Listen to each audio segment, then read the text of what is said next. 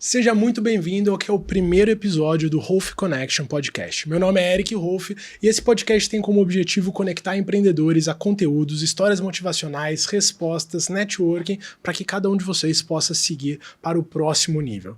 E hoje, já começando com o empreendedor serial William Freitas aqui comigo. William, seja muito bem-vindo e obrigado pelo convite de estar participando do primeiro episódio do Rolf Connection Podcast. Eric, eu quero te agradecer demais. Muito obrigado pelo convite. Eu sei que lidar com empreendedorismo não é uma tarefa fácil. Como você bem disse, eu sou um empreendedor serial. Estou um empreendedor serial. Muito bem. Sei dos inúmeros desafios e estar aqui junto com você hoje talvez seja uma das coisas que eu mais admiro num ser humano, num profissional, tá? Então eu quero expressar o quão importante para mim é estar aqui com você e desejar todo o sucesso do mundo, porque incentivar o empreendedorismo para mim é de uma coragem tremenda. Obrigado por isso, viu? Agradeço o convite, todo apoio. E para quem não sabe o que é ser um empreendedor, um empresário serial, como você explicaria isso? Eu acho que a definição de um empreendedor serial está atrelado à quantidade de capacidade de inovação que um ser humano, um profissional, tem de aplicar no mercado. Não é uma tarefa fácil. Tá, acho que falar de empreendedor serial, igual a gente escuta por aí, né? Pessoas com grandes marcas, com múltiplas empresas, múltiplos negócios, parece até brilha os olhos, é motivador, é inspirador, mas tratando do cenário empresarial, tem seus desafios. E decorrer da jornada aqui a gente vai poder falar de vários dos desafios. Mas fato é, na minha opinião, todo ser humano, todo profissional tem a capacidade de criar pluralidade no seu negócio, desde que tenha a boa intenção. Acho que parte por aí. Esse é o primeiro passo para ser um empreendedor serial e conseguir manter uma reputação no mercado. Show. E dentro do seu conjunto hoje, a gente está falando de quantas empresas? Qual é o grupo? Quais são as empresas e as áreas de atuação? Diretamente são 5 empresas. A WF nasceu em 2012, tá? A gente já está há mais de 10 anos no mercado e por si só já percorreu inúmeros nichos de mercado. Acho que vale a pena começar pela minha primeira profissão para ir dando gancho aqui para o pessoal entender o que é ser empresário serial, de onde que vem essa loucura. Eu comecei, minha primeira profissão aos 14 anos foi mecânico. Mecânico. Tá? Comecei... Já tive outras profissões, tá? Anteriormente de mecânico, já vendi queijo, doce de leite na rua, já entreguei panfleto, já inventei de montar bicicletaria com 13 anos de idade. Caramba. E essa é uma ideia muito legal, porque próximo de onde eu morava, existia uma bicicletaria no bairro do lado. Só fazer um parênteses aqui, porque tem muito a ver com ser empresário serial. E eu lembro que eu pegava a bicicleta dos meus amigos, falava que ia arrumar e terceirizava o serviço. Então, assim, indiretamente eu já montava um negócio, tinha um prestador de serviço profissional e conseguia fazer isso acontecer. Mas era um garoto, adolescente, não chegava no perfil de um profissional igual hoje eu consigo ser no mercado. É a chama do empreendedorismo numa ação em pequena escala, né? Então, isso mostra que você já tinha uma predisposição por uma mentalidade empreendedora desde os 13 anos. No decorrer do caminho eu descobri que o nome disso é empirismo, né? A gente vai aplicando algumas ideias que a gente acha legal e vai descobrindo que é um pouco de empirismo, mas tem a ver com a veia empreendedora, porque de alguma forma eu gostava de ver as coisas acontecendo, não importava muito bem o que era. Então, já vendi, né? Só reforçando aqui, já vendi doce de leite, queijo, panfletei, arrumei bicicleta e com 14 para 15 anos de idade eu virei mecânico. Foi um convite do meu pai para trabalhar na oficina com ele. E acho que foi a primeira profissão que eu aprendi uma das coisas que eu procuro praticar hoje no mercado chamado qualidade. Eu lembro de uma história, né, e vi isso acontecer várias vezes. Meu pai, mesmo sendo uma oficina pequena e já há anos no mercado, mas ainda assim pequena, meu pai sempre prezou pela qualidade. E talvez o que chamam de ISO, hoje ele fazia lá sem saber o que estava fazendo direito.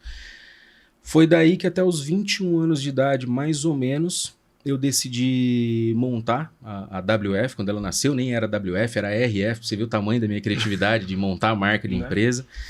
E ali eu comecei, o que eu era muito bom e sou muito bom é em fazer conta de mais e menos, tá? Então eu montei a primeira empresa, a borracharia, então saí da oficina, montei a borracharia, só que tudo que eu via de oportunidade eu queria me enfiar no meio. Ali eu montei, com o passar do tempo, loja de suplemento, marcenaria, fui para o ramo gráfico, eu inventei até de ir para Uberlândia entregar frios, numa oportunidade que teve.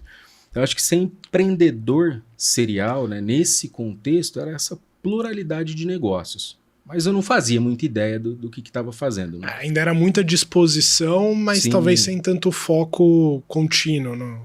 Sem tanto, zero foco contínuo. E é interessante isso, porque eu costumo dizer que o que vale mais, né, acho que assim, né, é considerável. Teoria, modelo e método. 100%, concordo em gênero, número e grau. Acho que toda capacitação, toda especialização é inteiramente importante, tem sua importância. Eu, na época, não ligava muito para isso. E nem é um conselho que eu dou para nenhum empreendedor que estiver assistindo a gente, nenhum empresário. Acho que no decorrer da jornada, cada um vai ter a sua história. A minha história é de uma pessoa que decidiu não estudar mais, é a história de quem decidiu ir lá e fazer negócio por conta, mas também é de uma pessoa que ao longo de 4 anos acumulou mais de 1 milhão de patrimônio e quebrou. Essa é a história desse empreendedor serial que tem um monte de marca hoje, mas que teve muitas no passado e teve que lidar com uma experiência árdua, experiência dolorosa. O que também é muito comum na história de vários empreendedores que hoje têm uma holding, né, têm um conjunto de empresas, eles somam também histórias de queda, de fracasso, de empresas que não deram certo. Né? Sim, e a experiência ela é muito válida, Eric. No decorrer do tempo eu pude perceber, e vem uma virada de chave aí, que quando eu quebrei, eu estava dos 24 para os 25 anos de idade. Essa primeira vez que eu quebrei verdadeiramente. Porque eu achava de alguma forma que o dinheiro não ia acabar. Quando você começa, vou construir empresa, vou colocar negócio no mercado, vou ganhar dinheiro, existe uma construção de uma ilusão que ela é imperceptível. Quando você começa a movimentar muito dinheiro entre os negócios, é o que eu chamo, é o que eu aprendi na verdade, né? E eu uso muito isso, que é o risco disfarçado de oportunidade. Aonde que foi o déficit do conhecimento que eu não tinha e foi o que me fez quebrar, tá? E que também me deu uma virada de chave. Na verdade, eu não sabia de coisas que eu não sabia, em resumo, tá?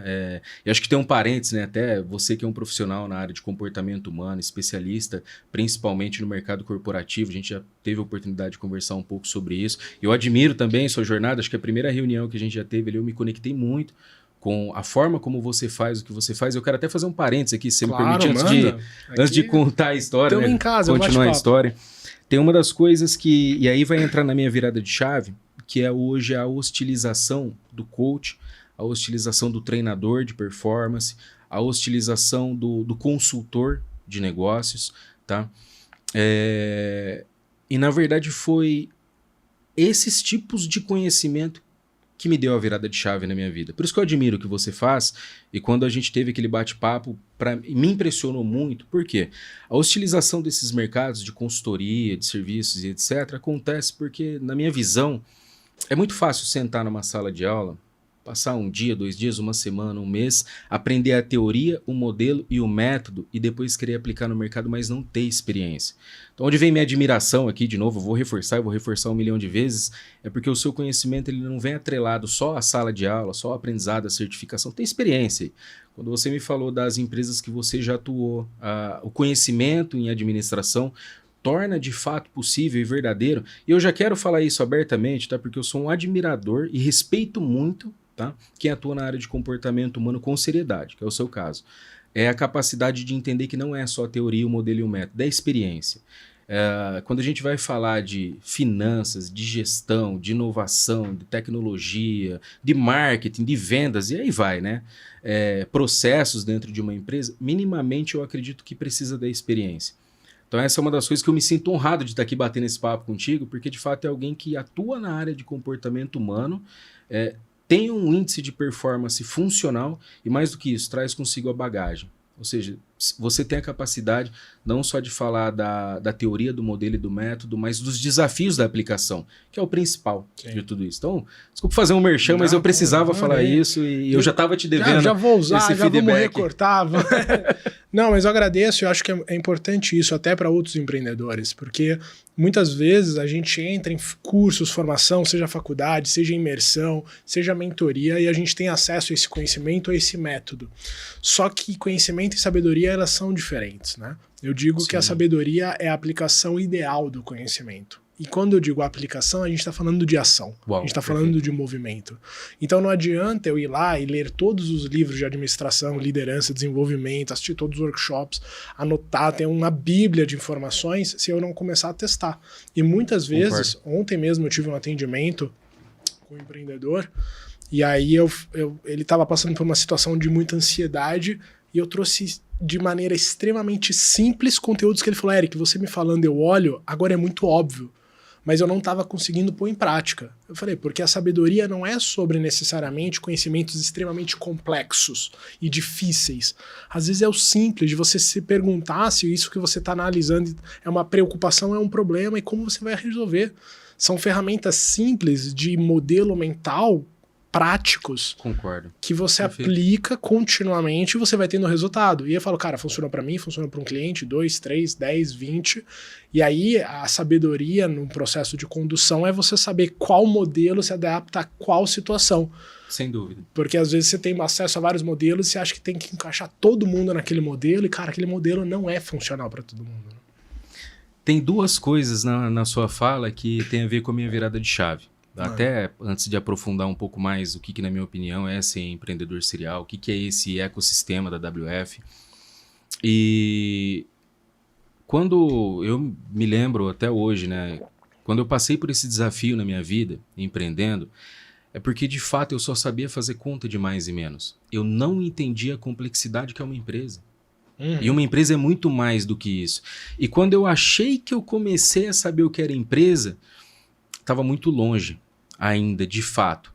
Porque na minha cabeça, quando eu quebrei, falei, bom, agora eu preciso entender de empresa, não é só conta de mais e menos, eu preciso entender outras táticas de negócio. Eu estava muito longe do marketing. Aliás, eu nem sabia a diferença entre marketing, publicidade, propaganda, criativo, e enfim, tudo isso para mim era a mesma coisa.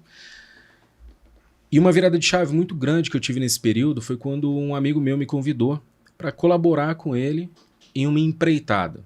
Tava honestamente, verdadeiramente perdido, é onde eu estava, tá?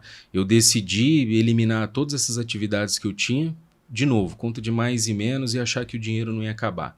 Então, o que eu queria fazer? Eu queria vender tudo, começar do zero, garoto novo, cheio de energia, vendo tudo, começo do zero. Escutei uma frase do Geraldo Rufino uma vez, que é quem anda de bicicleta uma vez, anda de novo. E eu acreditava que assim, ó, eu comecei do zero, então dá para voltar do zero e acelerar o resultado. Mas eu me deparei com o primeiro desafio. A energia já não era a mesma, porque a condição não era a mesma. E tem muito a ver com isso que você falou. A teoria, o modelo e o método existem vários. E nem todos são aplicados para as mesmas pessoas. Não tem fórmula mágica. No mesmo momento, né? Exato. E essa foi a primeira sacada que eu tive.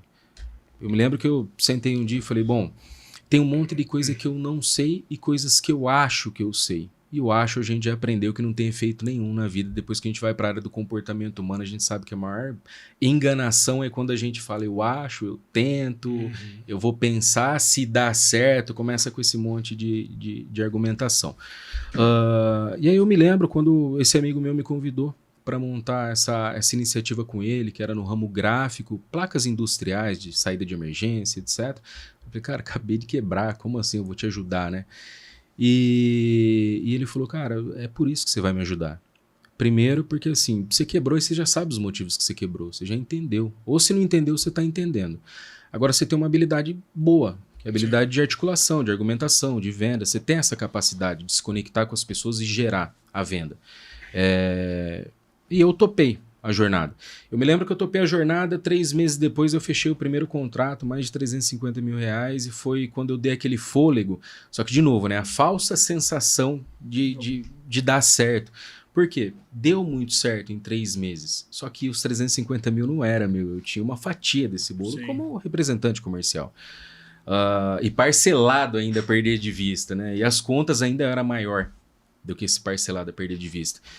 E eu participei, eu tive a oportunidade ali naquela época de ir para um primeiro treinamento de coach, método rico na época, para uma instituição ALAC, né? Desculpa, não sei se posso ir falando aqui, mas acho que compõe a história, né? Enriquece a história.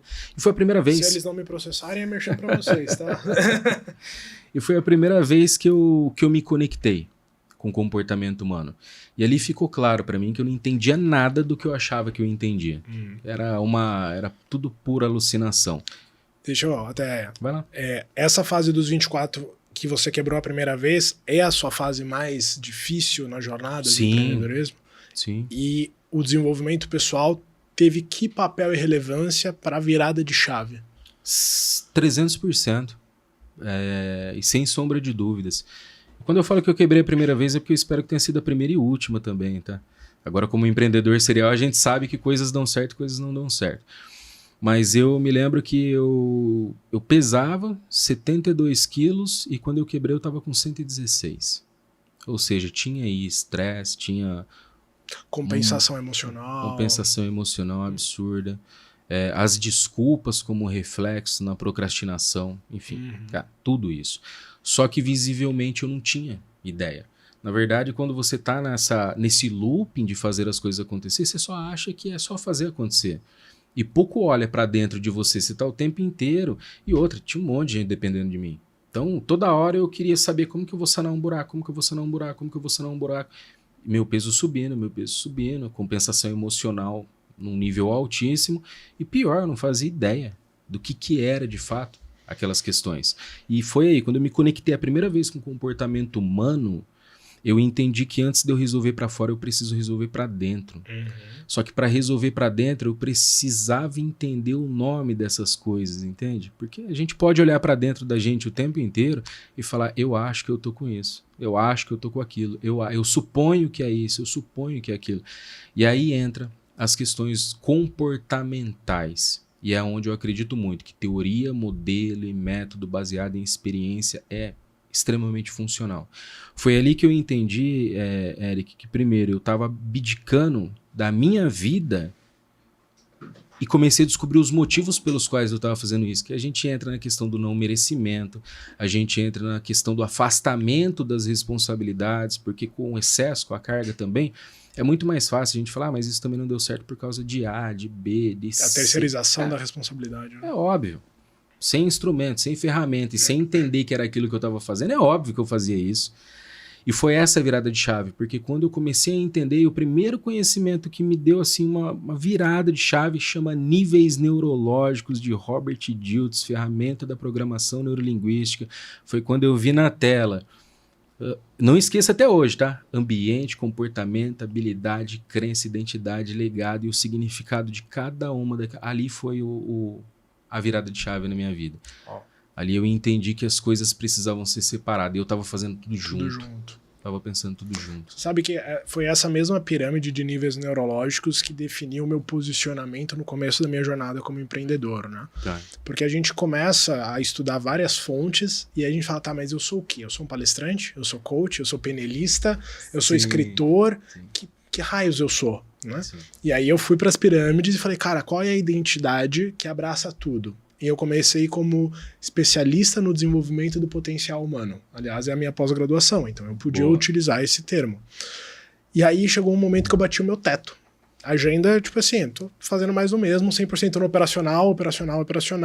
E eu falei, essa identidade aqui alcançou o limite dela. Eu preciso mudar.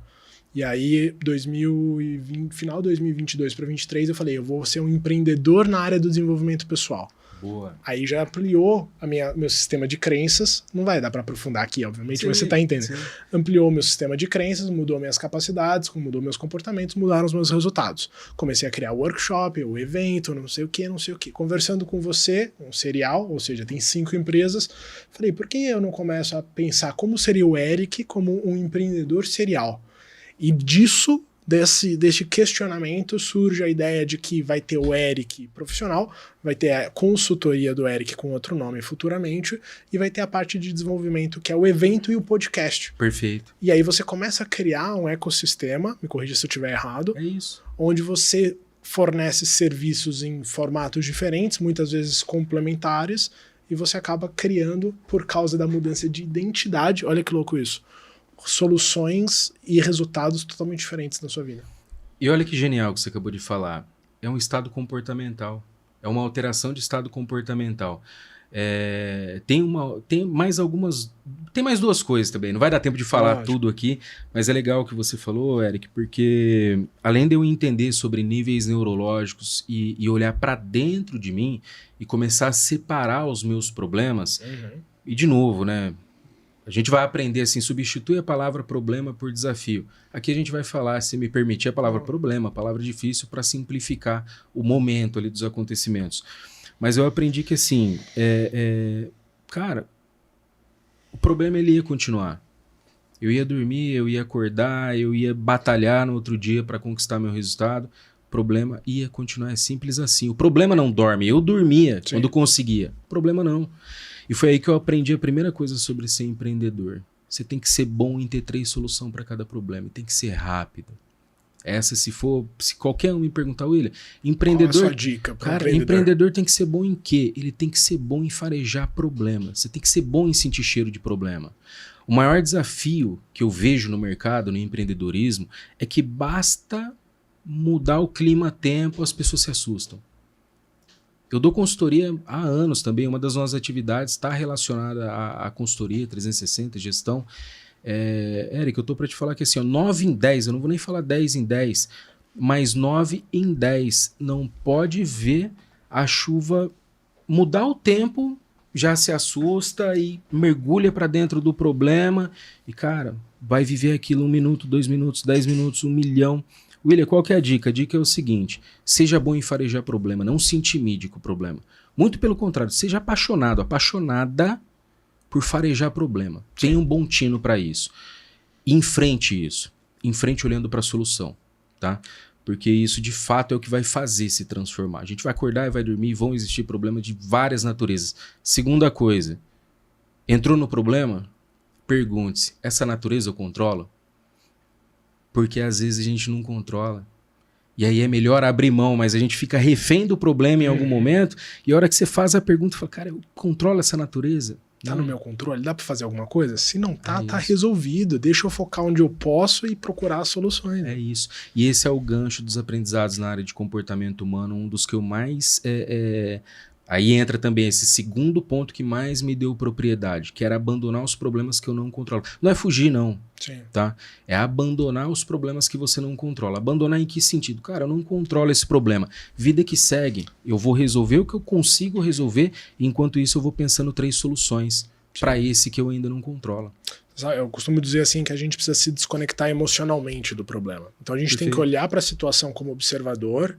É o que você falou, não é temer, é assim, tipo, isso acontece, isso está acontecendo, sim, eu vou olhar de fora, vou procurar soluções e não vou ficar processando emocionalmente o medo, o receio. Ah, meu Deus, mas e se acontecer tal coisa? Cara, se acontecer, ou você tem um plano B ou você improvisa na hora. Mas sofrer de antecedência só está diminuindo a sua capacidade de executar o que está no seu controle para resolver ou impedir aquele problema futuro. É isso. E aí veio outra chave de virada comportamental, que foi quando eu escutei também de um palestrante, agora não me recordo o nome, tá? Ele dizendo o seguinte, olha, tem um bem mais valioso. Um bem que, cara, você pode ter o dinheiro que você tiver, você não compra ele. Chama vida útil. Cara, passou meia hora da sua vida, perdeu. Passou 1 hora, perdeu. É tudo memória. Passou meia hora, 1 hora, 1 dia, 1 mês, é tudo memória. William, mas eu tô vendo cientificamente que você vai comprar a vida daqui 30 anos, já existe uma polêmica científica dessa, e vai uma polêmica aí para fazer um corte, tá? Que daqui a pouco, né, 50, 70 anos, 100 anos, vai poder comprar aí vida, né? Eu fico muito vendo aqueles filmes do Netflix, eu falo, cara, acho que tem gente copiando o que tá acontecendo aqui nas séries e colocando, né, sem dados concretos, e alguns com dados concretos. Cara, beleza, você vai comprar vida para frente. Você não vai comprar para trás. Sim. Então, é assim, ó, se você não compra esse tempo de volta, imagina você sendo empreendedor, se vale a pena mesmo desperdiçar o tempo enfiado a cabeça no problema. Se vale a pena mesmo passar 1 mês, porque o negócio é o seguinte, o boleto vai continuar vindo, as pessoas vão continuar te cobrando, o seu cliente vai querer continuar tendo resultado. É simples assim, é tão simples quanto isso. Agora, obviamente, eu estou falando isso com tamanha propriedade, mas não era essa cabeça que eu tinha quando eu quebrei. Tá? Era uma cabeça completamente diferente. Então, quando eu vou falando de comportamento humano, e de novo, cara, William, o que é a dica, então, para ser empreendedor serial? Primeiro, empreendedor serial não precisa ter 5, 10, 15, 20, 30 CNPJs. Muito pelo contrário. Se você tem uma solução, tá? Eu vou pegar um exemplo aqui, Por favor. você me permite? Cara, Claro. eu tenho uma caneca, uma linha industrial que produz copos, canecas, etc. Beleza. O que eu posso fazer mais? Cara, eu posso ter vinho. E o que tem a ver vinho com caneca? É complementar. E se a minha caneca é de café, eu posso abrir ou ter um parceiro que vende café, que vende chá, e compor isso dentro do meu portfólio. E pode ser a minha marca, ou pode ser a marca do terceiro que eu represente dentro disso. Então, às vezes, também, quando fala de empreendedor serial, no meu caso, tenho 5 marcas, essas 5 marcas, elas se compõem em algum momento. É um ecossistema que se retroalimenta. Se retroalimenta. Então, o tempo inteiro, as pessoas que estão nessa comunidade, elas estão interagindo. Momentos sim, momentos não, momentos a comunidade inteira, momentos parte da comunidade. E a WF, ela se torna um ecossistema, né? Isso foi até uma ideia da minha esposa, Kathleen, que ela falou, cara, já pensou em transformar a WF num grupo, né? Porque hoje nós temos o Fórum Brasil de Gestão Ambiental, evento de sustentabilidade, eleito por diversas autoridades no país como o maior, mais relevante evento do setor. Obviamente tem pessoas tão geniais quanto ou mais fazendo o que está fazendo. Isso é um dado que lá em 2017, quando a gente lançou, a gente foi referenciado por isso, permaneceu com essa referência. Então não é título, não é um troféu, sim. É uma referência das pessoas. Reconhecimento. É um reconhecimento. Nós temos a New Age, que lança esse ano, que é inovação, tecnologia, incentivo ao empreendedorismo. É um evento à parte, com outra marca, outro propósito, outra direção. Tem uma startup, a Riders House. Você é motociclista, né? Já estou no aplicativo aqui. Boa. Essa startup começou em 2021, um sócio meu que a gente dava consultoria juntos na época. Decidimos entender um pouco mais sobre o mercado do motociclismo e a gente entrou nessa empreitada. E eu vou fazer um parênteses porque eu vou explicar o que é ser empreendedor serial e o que é o sacrifício do negócio. Vamos lá. Temos o MV Pro, que é um treinamento focado em marketing e vendas consultivas. Não é marketing digital, não é 10 passos para o milagre, é um treinamento que eu trago toda a minha bagagem, toda a minha experiência. Estarei no próximo. Estará no próximo, com certeza. Lançamos a Green Mind Ventures, que é uma marca focada em gestão 360 e consultoria ISG, que é a pauta hoje sobre governança, enfim, sustentabilidade, para o mundo corporativo e para o mundo para o setor institucional, setor público. No próximo mês, em abril, a gente lança um comitê de sustentabilidade no Circuito das Águas, no qual eu tenho um acordo técnico de fomento ao turismo. E o que é isso? Ser tudo isso ou estar tudo isso? Se eu não tivesse a estrutura emocional que eu tenho hoje, se eu não tivesse o conhecimento que eu tenho hoje sobre comportamento, e Eric, não se trata dos outros, se trata de mim o tempo inteiro. O autoconhecimento, a autogestão. Tem gente que me pergunta e fala, William, cara, por que você vai lá na PNL, aprende coach, aprende neurociência? Cara, porque é para mim. E no fundo, eu entendi que por trás de todo CNPJ tem CPF, o assunto é gente, Eric. O tempo inteiro. E quando não é a gente, é o outro. Né? Quando não somos nós na nossa intimidade. E aí eu percebi outra coisa chamada direito de fala com comportamento humano. Quando você entende os motivos pelos quais a pessoa está naquele desafio, fica mais simples para que você possa orientar, fique mais simples para que você possa coordenar, fica mais simples para que você possa negociar as partes. E aí eu não estou nem falando de negociação de compra e venda. Sim. Tá? E isso talvez você tenha vivido muito também, né, pelas empresas que você passou, enfim, né, o setor administrativo, que é o seguinte, ser empreendedor serial é uma identidade. É uma identidade. E eu acho interessante porque quando a gente fala de problema, né, a solução do problema está sempre no nível acima. Sempre. Então você não está tendo resultado, é comportamento, mas a solução ou está em capacidade, ou está em crença, ou está em identidade. Então quanto mais você muda lá em cima, mais você muda o resto, né? Isso. E até essa questão, né? Mais além tem o legado, né? E quando você tem uma noção, mesmo que abstrata, de que o que pode ser o seu legado aqui, que pode ser desde impactar uma única vida até querer impactar bilhões, você começa a moldar quem você é, né? É isso. E não tem como moldar quem você é sem passar por algum modelo de transformação, alguma mentoria, alguma terapia, alguma imersão de alto impacto, algum curso, formação. Você precisa, assim, que se a gente quiser moldar pedra, a gente precisa ir numa marmoraria que vai pegar, se você quiser moldar o ser humano, você precisa estar em algum lugar que vai te lapidar e pode doer, mas vai te levar na sua nova forma, no seu novo molde. E desculpa, só fazer outro parênteses aqui, aproveitar esse gancho seu, e aí a gente de novo, né, tá voltando aqui para falar de níveis neurológicos, que é uma das maiores transformações. Hoje, se perguntar, William, que nível que você opera? Legado. Uau. Eu descobri, um dia eu vi lá, não sei nem se é do Einstein de fato essa frase, né, mas a gente fica dando uns Google lá, aparece frase tal, foi fulano que falou. Beleza, para mim serviu. Que é o problema, ele sempre está no nível superior ao que ele foi criado, é o que você acabou de falar. Eu sou um admirador do Einstein, gosto demais de tudo que ele teve a capacidade de produzir. E foi ali que eu entendi assim, se o problema é ambiente, então eu tenho que mudar comportamento. Se a questão é comportamento, eu tenho que mudar habilidade. Se a questão é habilidade, eu tenho que mudar identidade. Crença, identidade. Cara, eu vou operar no legado o tempo inteiro.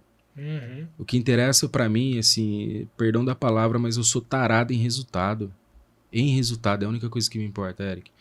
Fazendo o que eu estou fazendo, empreendendo, não é jornada fácil. E aqui eu faço um parênteses da Riders House. Quando a gente lançou a Riders House, eu caí na besteira de ligar para um amigo meu e falar assim, olha, eu tô com uma ideia que ele representa o turismo, Bruno Mori, presidente do IDTCEMA, representa a hotelaria do Brasil lá em Las Vegas, nos Estados Unidos, é uma forte referência no mercado. Eu lembro que em 2021, outubro, a gente teve a ideia. Em dezembro eu liguei para ele e ele falou, William, se você colocar essa solução até maio, fazer o MVP, você vai lançar no maior evento de hotelaria do país, a Expotel, e se você fizer lá e o mercado abraçar, eu tô junto contigo. Cara, ele colocou um desafio para mim, eu caí na besteira, né, de ligar, e aí entra outro parênteses, né, para você empreender em qualquer ramo que seja, em qualquer mercado que seja, você não precisa saber de tudo. Não. E agora, vamos falar de crença? Eu já quero liberar a crença de quem estiver assistindo. Adorei. Duas coisas, a gente tem que agora, por causa do tempo, dar uma enxugada. Uma coisa que eu adorei na sua mentalidade, porque eu comecei com uma pergunta, e aí a gente começou a traçar um rumo, e eu fiquei pensando, volto para a pergunta ou deixo fluir?